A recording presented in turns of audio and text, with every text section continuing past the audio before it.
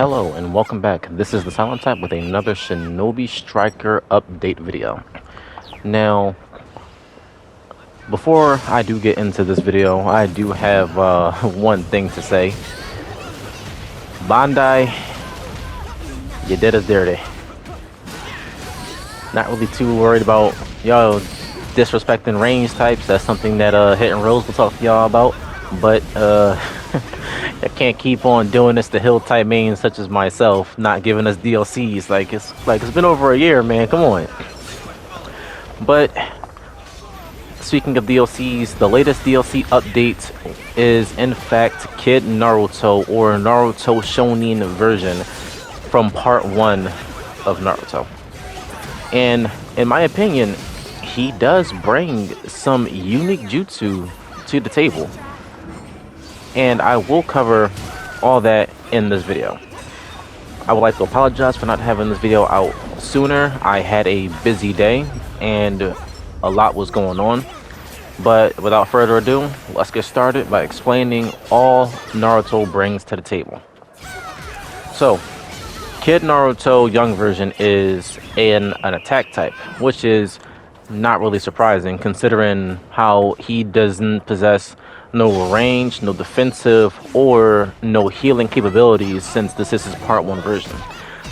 The first jutsu he has, which in my opinion is his strongest one, is his Shadow Clone combination. I'm pretty sure I said that wrong, but this jutsu is very unique because not only is it a counter to almost all super armor, not counting Sand Shield and Susanoo armor, but like any directly applied super armor to the user, like Demon Hunter, Master of Medicine, Strength of 100, Heart Light, like basically Purple Lightning as well, like stuff like that. Like it actually counters it flawlessly.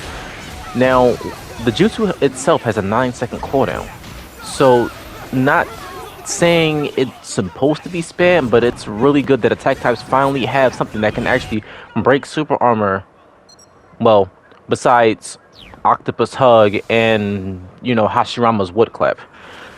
So a little thing that I've noticed while testing out this jutsu was not only, well, with the extremely low cooldown of only 9 seconds, it also has a canceling animation, so you can actually cancel the last input just before the Rasengan comes out, like as you probably see on screen of me doing sometime throughout the video.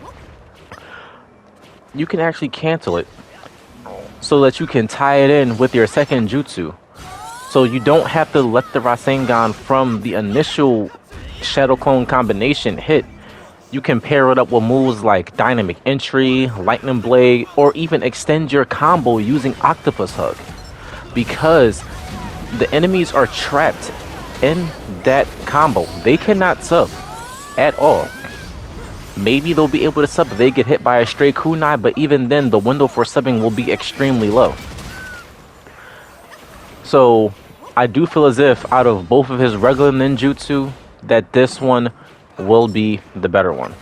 Now, tying into his second jutsu, which in my opinion I'm not really a fan of, mainly because it doesn't really give that attack type feeling to Naruto since he is an attack type. It is Rasen Shuriken Bomb. No, Demon Shuriken Bomb. So this one, I do feel as if it is a bit one of his stranger ninjutsu, depending that not only does it deal not as much damage as the other jutsu, it basically transforms you into a Demon Wind Shuriken the same way how Naruto transformed when Sasuke threw him into Zabuza in order to free Kakashi. But the tracking on it, in my opinion, is not all that good. Not to mention, it also forces you to lock off. So while I was testing Naruto yesterday, the only real usage I had for the Shuriken wasn't even combo-wise. It was mainly to escape, because like you do get the super armor from it, but you still take any damage that you would receive physically, you still receive it inside of the jutsu combination, like inside of the Demon One Shuriken, which I believe it could be a bit buff, depending that, well, we have like Sasori, and Sasori's puppet you can't be hit out of, or correction, you used to not be able to get hit out of, but now Naruto's able to hit you out of it with his Shadow Clone combination. But I don't feel as if it like is really worth even talking about that jutsu, because like, yeah, you can pair it up with like the summoning eagle in order to travel like a great distance, but you can't really carry the flag with it. You can't capture bases with it, and it deals minimal damage, and it deals even less chip damage if your opponent is blocking. So I do hope that you guys do drop y'all jutsu combinations in the comments so I can, you know, test them out, get a feel for them, or if y'all want, y'all can send me a link to y'all channels so I can try out y'all builds as well. But the last thing jutsu wise that I want to talk to y'all about the new update for Naruto is the ultimate.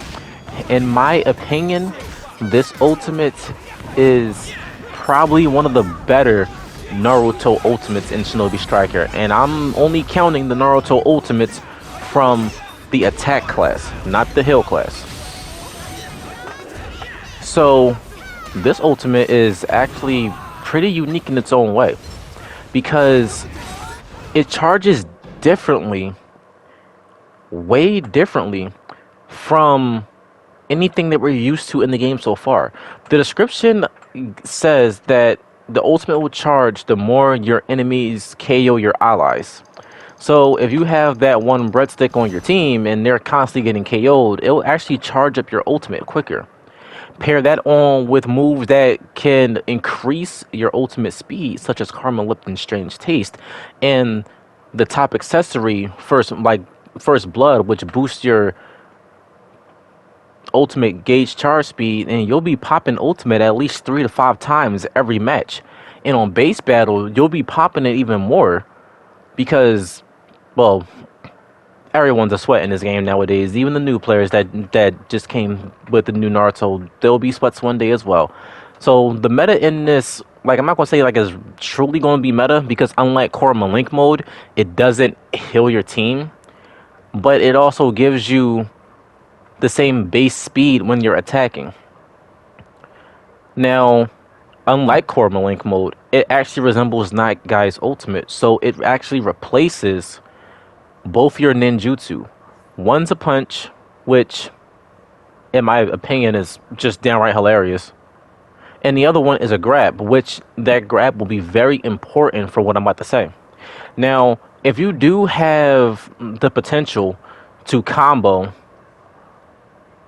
with the ultimate, and the reason why I say you need to have potential to combo with it is because no matter what weapon you have, whether you have the sword, whether you have the gauntlets, whether you have the threaded, like the attack type threaded gauntlets, your character won't use them at all. Instead, they will just rely on brute force and basic hand-to-hand combat in order to fight, which is really unique. So you actually need to learn the combos for the ultimate in order to actually utilize it the proper way. And then, well, not saying against all classes, because I really feel like only defense classes will be good against this ultimate because they have health. But if you are a good attack type, you'll be able to actually combo them enough, pull them in with the grab, because that grab stuns, and they can't sub out of it at all. So you combo that in with the second input, which basically makes your character shout, stuns your opponent even longer, and then drops a Vermilion Rasengan. And I'm saying that because that's literally what it is. It's basically the Vermilion Rasengan from Ultimate Ninja 3. I'm not sure how many of y'all remember that game, but growing up, that game was one of the best Naruto games that I've played for the PS2. So the ultimate itself is actually pretty good, and I feel like sooner or later it will be meta. Like, probably not gonna be meta for not for the teams or the clans that barely have anybody KO'd because they have a full team composition, but it'll mainly be for solo players such as myself, because I will be running this not on every attack class, but on some of them. Now, as you can see right now on screen, the other items that this DLC brings is actually quite unique, because Kid Naruto is the only DLC in the game that actually brings two hairstyles. Now, I'm not really a fan of Ramen Guy's hairstyle, but Ayane's hairstyle I really do like. So I will be running this on my character for, you know, a good minute until I get bored of it and switch back to Ren's hairstyle. But besides that, I do have one more thing to talk about concerning the DLC. Well, two more things if you count the sub. I'll get into... Actually, let's talk about the sub first. So, the substitution is actually very unique because I tested it out in, you know, well, the survival pit exercises. And this is the first sub that actually allows you to gain super armor just from subbing. Now, the super armor is very minimal. It only lasts about, between 3 to 5 seconds, but that's still really good depending on, like, if you want to run away, if you want to get right back into the fight. Like, it's stuff to actually, like, it's actually something that, like, to help you with your movement if you are struggling. Now, I do know defense types will be abusing, that's fact, and popping on everything with their Susanoo armor, basically the core, I'm gonna call it Korma Chakra Tail substitution. And I'm pretty sure they'll be running Convoy along with escape animals. Like, that's just something I thought of. But besides that, like, depending on how many things in this game that can actually break super armor is not really going to be a good threat.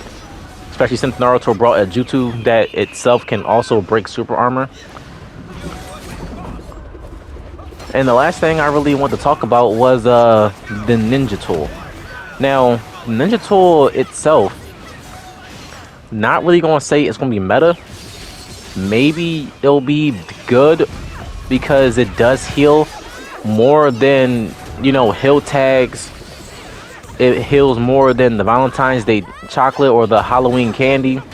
It actually heals a decent amount, but the only real problem is that your character is stationary while using it, and after the last bit of that you get healed, you do receive a bigger heal than the rest, but the downside is that your character gets slowed down a lot. So I'm not really sure if the decrease in movement speed will actually be worth it, because in this game mobility is everything. The moment you get stripped of your mobility, you don't really have anything left. So I don't think that'll be one of the meta ones, unless maybe you're like a defense on base or on flag, or unless you're like an attack type who likes running teleportation jutsu so you can nullify the effects of the defense of the speed decrease, or range types who love running hiding in ash jutsu because that also nullifies any debuffs on your character. So that's just something to think about. And well, I will talk more about the toads and, well, the double S plus weapons in a later video, only because myself, I don't have access to a, well, you know, proper PC, so I can't really do what other content creators can do, like getting like data files on the characters. Like, I actually have to work, grind my scrolls, and hope to get the weapons. So I don't have the new Kawaki's weapon, but it, in my opinion, it is pretty busted. But besides that, like, I did want this to be a build showcase, so I hope you guys do enjoy the build. As you can see, the build on the bottom, I probably should have mentioned this earlier, but the build on the bottom, I'm running regular Rasengan, clone combination, the new Naruto sub, and the new Naruto ultimate. Y'all can try it for yourselves. It deals at least 70 to 80% damage without any damage buffs on the regular attack. And if y'all do have any more questions about the DLC, I do respond to my comments, so just comment below. Also comment your builds, let me try them out, and I will see y'all all in the next one.